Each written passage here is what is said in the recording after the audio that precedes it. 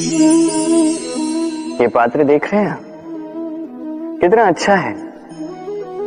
जल को शीतल रखता है और घर को सुंदर। अब सोचिए,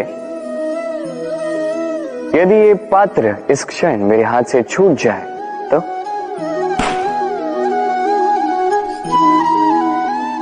टूट गया है। अब क्या करें? आप कहेंगे सरल सी बात है, कोई नया पात्र ले लो, एक मुद्रा में मिल जाए। इस पात्र का वास्तविक मूल्य यदि आप जानना चाहते हैं तो उस कुंभकार से पूछिए जिसने इसकी रचना की। कितना परिश्रम करना पड़ा उसे, उससे पूछिए। सर्वप्रथम उसने मिट्टी को मथा, फिर चाक पर चढ़ाकर उसे बनाया, फिर कितनी बार थपकाकर उसे उचित आकार दिया, फिर अग्नि पर तपाकर उसे ठीक किया, फिर उसे रंग देकर हमारे लिए सज्ज किया। इतने परिश्रम से बनाया ये पात्र हमने एक मुद्रा में अपना बना लिया। यही होता है परिवार के साथ में। कई बार लोग आवेश में आकर स्वार्थ के कारण इस परिवार को तोड़ देते हैं। कभी सोचा उन माता पिता के विषय में जिन्होंने उस परिवार का निर्माण किया, जिन्होंने उसे सहेज कर रखा, उसे पाला पोसा? कभी सोचा है उनके विषय?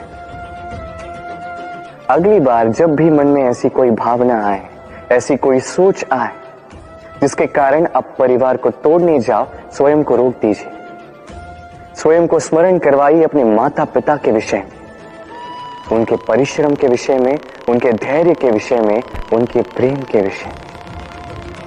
आपका आवेश में आना, आपका स्वार्थ, ये सब उसके समक्ष बहुत छोटा है। राधे राधे।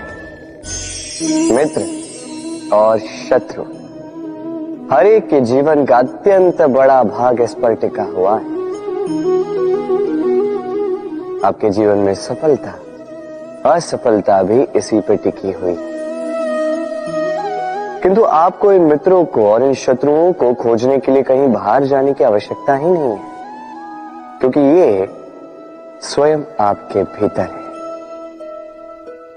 यदि आप विनम्र हैं, यदि आप निरंतर प्रयास कर सकते हैं, तो आपको किसी मित्र की आवश्यकता नहीं है। यदि आप में अहंकार है, यदि बात बात पे आपको क्रोध आ जाता है, तो आपको किसी शत्रु की आवश्यकता नहीं। तो अपने भीतर के मित्र और शत्रु को पहचानिए और मेरे साथ प्रेम से कहिए, राधे राधे।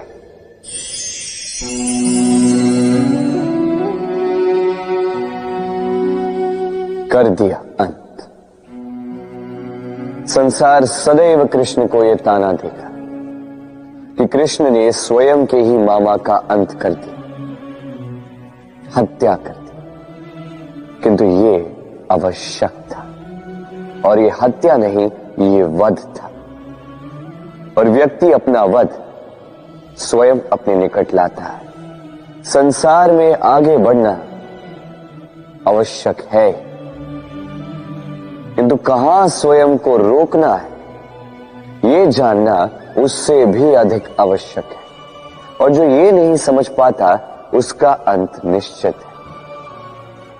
जो व्यक्ति अपनी भूल समझ जाता है, उसे मुक्ति मिलती है, और जो स्वीकार भी नहीं कर पाता, उसे वध। मथुरापति कंस, इनका अंत इसलिए नहीं हुआ कि इन्होंने मुझे मारने का प्रयास किया, मेरे माता पिता या मेरे नाना श्री को बंदी बनाया। इनका अंत इसलिए हुआ क्योंकि इनकी घृणा प्रेम की सीमा पर आकर भी रुकी नहीं। कंस मामा कभी समझ ही नहीं पाए कि स्वयं को कब रोकना है, और जो कुछ भी अब तक किया, जो पाप उन्होंने किए, उस पर कभी मंथन भी नहीं किया। अनेक बार चेताने के पश्चात भी सदैव प्रेम से मुख चुराया। और किया क्या? इस घृणा से इस प्रेम को क्षति पहुंचाने का प्रयास किया। स्मरण रखिएगा, ये संसार, इसकी जीवन शक्ति है प्रेम, और इस प्रेम को जो क्षति पहुंचाने का प्रयास करेगा उसका अंत, उसका वध निश्चित है। राधे राधे। दुख एक ऐसा भाव जो हम चाहे ना चाहे हमारे जीवन में आता ही है, हमारे मन को ठेस पहुंचाता ही है, हमें विचलित कर जाता ही है। कभी सोचा है कि ये दुख हमारे जीवन में आता क्यों है, कैसे आता है? यदि आप ध्यान से सोचेंगे तो आप पाएंगे कि इस दुख का संबंध परिस्थिति से अधिक मानसिकता से अधिक आसपास के लोगों से, क्योंकि आसपास के लोग ही हैं जो आपके लिए परिस्थिति बनाते हैं, चाहे अच्छी चाहे बुरी। ये आपके आसपास के लोग ही हैं जो आपकी मानसिकता को प्रभावित करते हैं, या तो उसे अच्छा बनाते हैं या तो उसे बुरा बनाते हैं। हमारे जीवन के आधे दुख इसलिए है क्योंकि हमने उनसे आशाएं रखी जिनसे हमें नहीं रखनी चाहिए थी, और आधे दुख इसलिए क्योंकि हमने उन लोगों पर संदेह किया जिन पर हमें संदेह नहीं करना चाहिए था। तात्पर्य ये कि व्यक्ति को पहचानने का प्रयास कीजिए। जिस दिन आप ये समझ जाएंगे कि कौन व्यक्ति सज्जन है और कौन दुर्जन, उस दिन ये दुख आपके जीवन से चल के कहीं दूर चला जाएगा। राधे राधे। चाहे नदी हो चाहे सागर, ये नौका हमें इसे पार कराती है। ये नौका भी कभी कभी डूब जाती है। अब यहीं पे छिपी है एक सीख।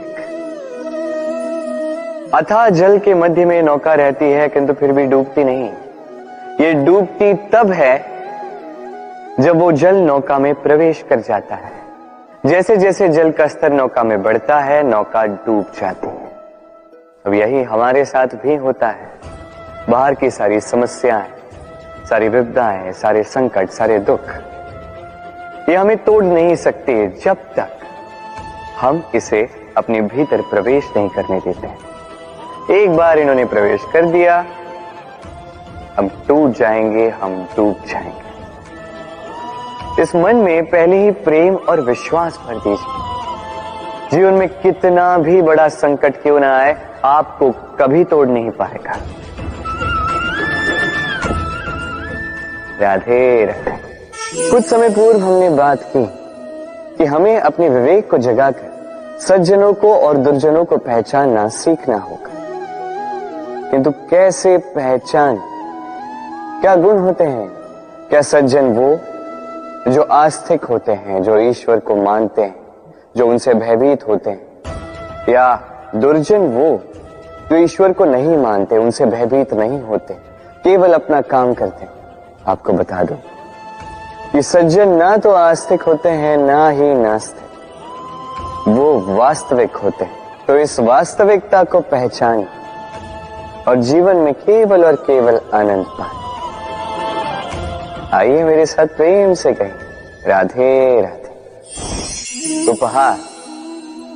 उपहार किसी के लिए वस्तु है तो किसी के लिए भाव, किंतु ये उपहार भाता सभी को है।